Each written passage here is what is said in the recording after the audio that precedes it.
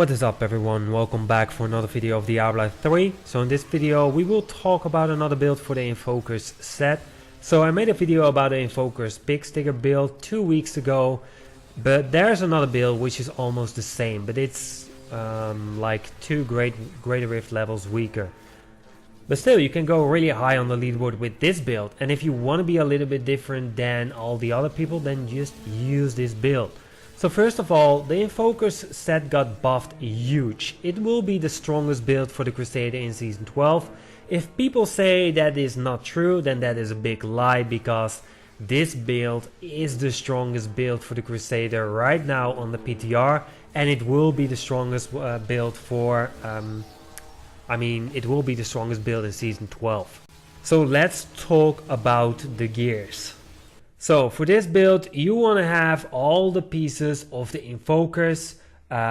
This will give you the 6 set bonus, the attack speed of Punish is increased by 50%, and you also deal 5400% thorns damage on the first enemy it hits.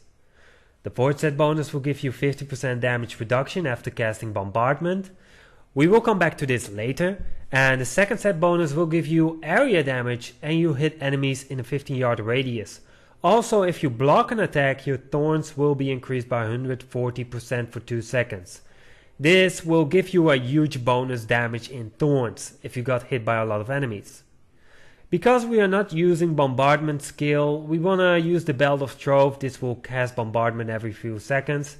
That means you will activate the 4th set bonus just every few seconds, and it will be active all day long. And of course it activates the 4th set bonus. When you are doing a Great Rift, you want to make sure that a lot of monsters are hitting you because of the 2nd set bonus. In trade of this you will get a lot of damage, so that's the reason why you want to use a Kilikres. This will give you even more damage reduction, and this will be active 24/7 because we are not using any resource costs, so that's great. We also want to use the Compass, Rose and the Traveler's Pledge because of the damage increase while standing still, and we want a little bit more toughness when we are walking around, because that's the moment when we don't have life per hit or anything, so we can't stay alive if we don't use the necklace and ring. Of course, for the other ring we are using Justice Lantern, so we get more damage reduction equal to the percent of block chance we have. We cannot have more block chance than 75%, so you want to make sure you got 75% block chance. For our shield, we want to use Fotoya Spiker because the enemies who are hit by Provoke will take double damage from thorns, which will be freaky awesome this season. For our weapon, instead of the Pig Sticker, we want to use the Hack. The Hack will apply around 100% thorns damage. Now comes the question, is the Hack better than the Pig Sticker? No, it's not, because it will not stack with the set items, and it hits very slow. You can count seconds between it when you are hitting. With the Pig Sticker that's going to be very difficult, but still this item is very powerful. And if you didn't find a Pig Sticker, you can just use the Hack, it's okay. Let's get back to the shield. You can also put Accurate's Awakening as a shield, but then you want to use the Fotoya Spiker in the Kanai's Cube. But you have to decide that by yourself. So let's go to the Kanai's Cube. Of course I am using Accurate's Awakening because this will reduce the cooldown on my skills. For the next item we are using Sanguinary,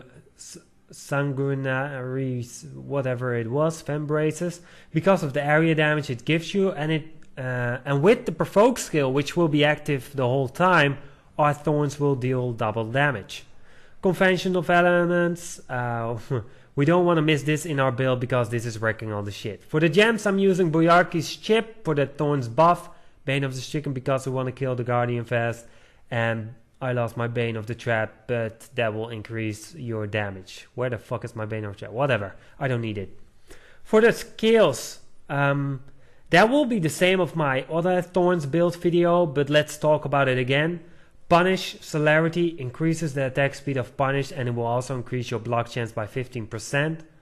Laws of Justice, Decaying Strength, this will give you a lot more toughness, and since we want to go really high with this build, we want to have as much toughness as possible.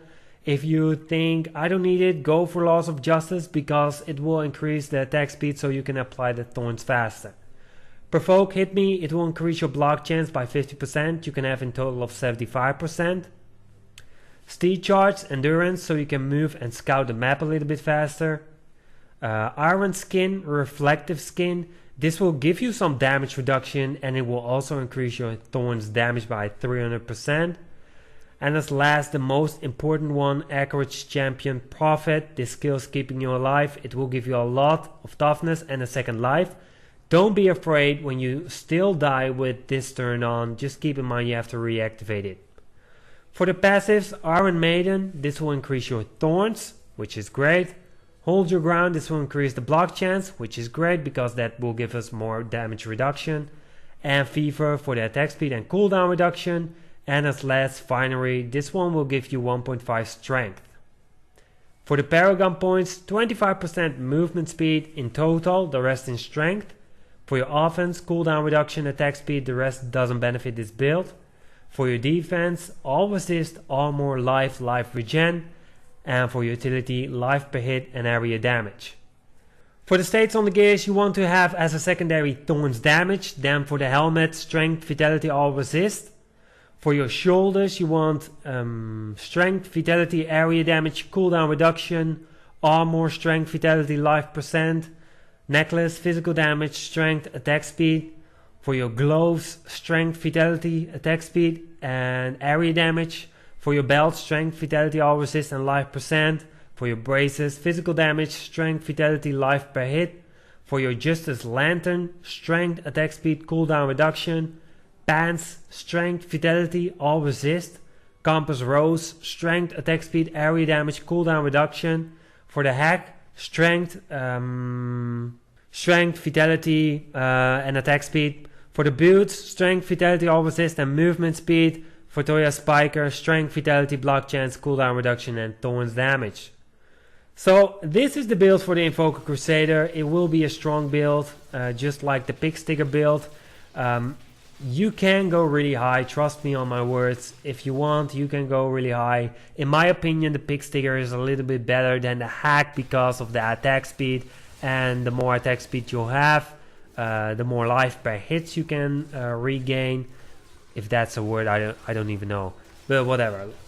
But anyway, I hope you enjoyed this video. If you did, leave a comment, like and subscribe. Also turn on notifications next to the subscribe button. Just try this build out. Also see my other videos for the Crusader because they buffed some other builds also. And the Crusader is gonna be a huge fucker. I'm gonna use the bashing shield, whatever build. I made a video about that.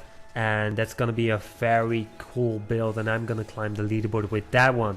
So, if you like this video, hit that like button, subscribe, and then we'll see you in the next video. Peace.